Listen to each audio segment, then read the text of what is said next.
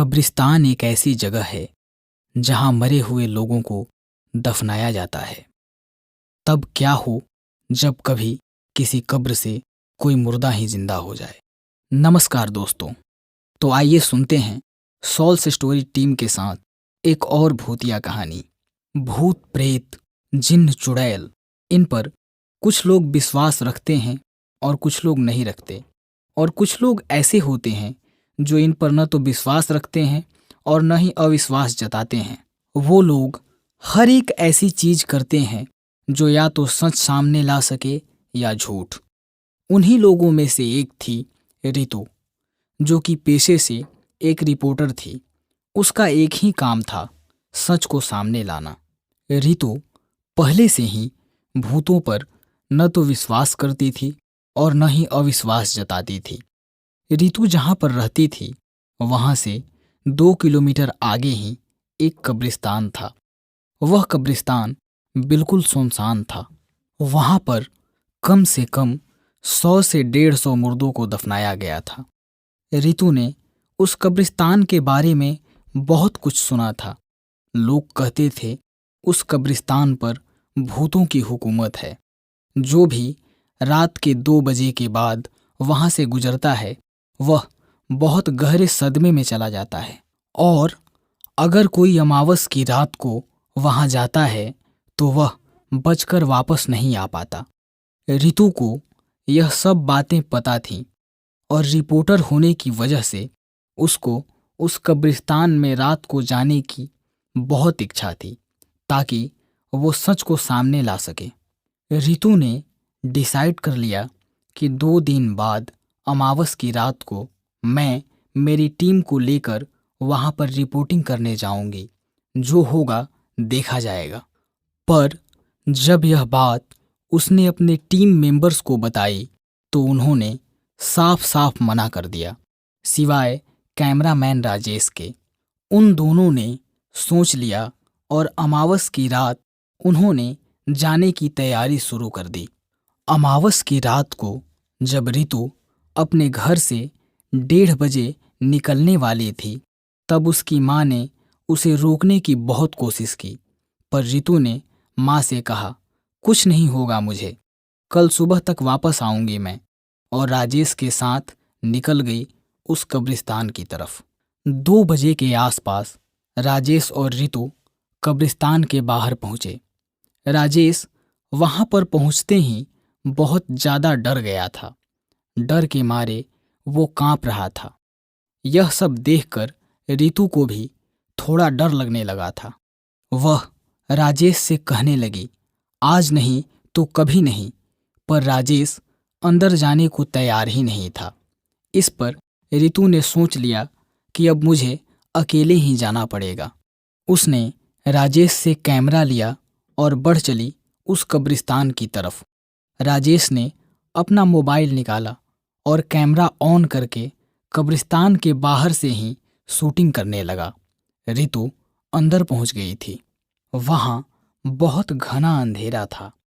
सब तरफ धुआं फैला हुआ था। वो जगह पूरी तरह सुनसान थी। उसे जंगली जानवरों की आवाज सुनाई दे रही थी। अमावस के कारण चांद की रोशनी भी नहीं थी।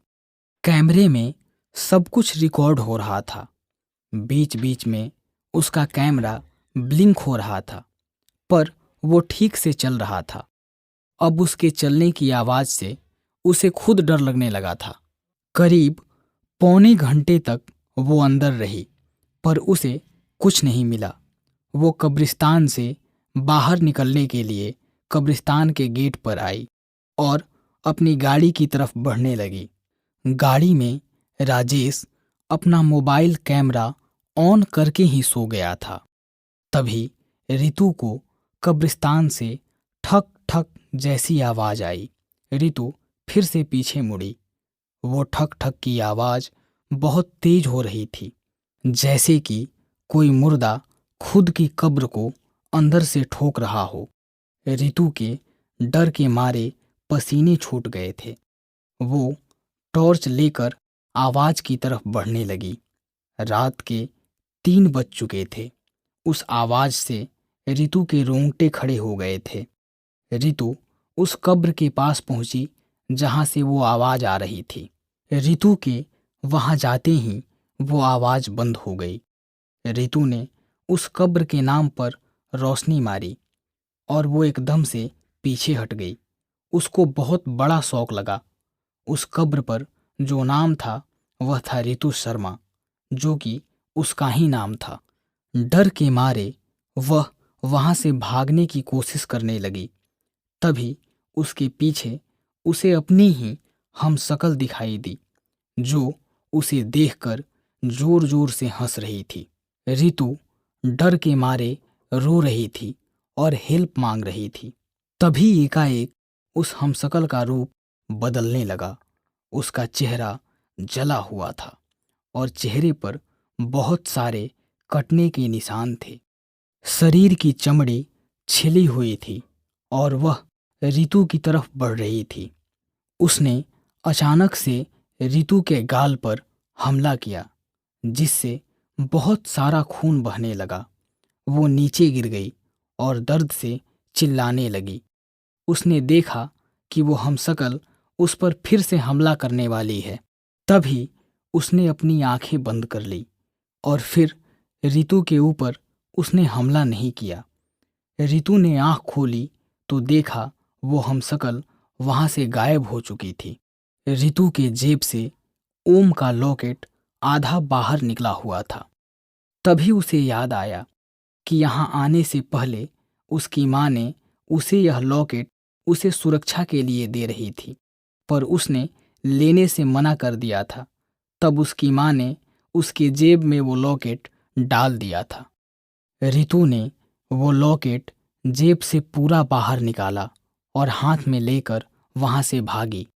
वह सही सलामत कब्रिस्तान से बाहर निकली और उसने गाड़ी में सो रहे राजेश को उठाया।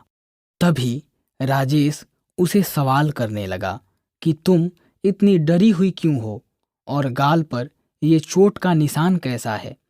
इस पर रितु बोली, मैं बाद में बताऊंगी, पहले तुम यहाँ से चलो। राजेश ने गाड़ी घर की ओर बढ़ाई और उसे घर पर छोड़ दिया। घर आते ही उसने माँ को गले लगाया और कैसे आज वह बची सब माँ को बताया। सारी कैमरा रिकॉर्डिंग खराब हो चुकी थी, पर वो हादसा रितु के दिमाग में छप गया था। जब 1 सप्ताह के बाद रितु नॉर्मल हुई तो उसने राजेश को मिलकर सब कुछ बताया और कैसे उस लॉकेट की वजह से वो बच पाई ये भी बताया। उसके बाद से रितु ने कभी भी उस कब्रिस्तान की तरफ दोबारा कदम नहीं रखा। तो ये थी आज की कहानी। अगर आपको ये कहानी अच्छी लगी तो वीडियो को लाइक और शेयर करें और इसी तरह की कहानियों को सुनने के लिए हमारे चैनल को सब्सक्राइब करें। धन्यवाद।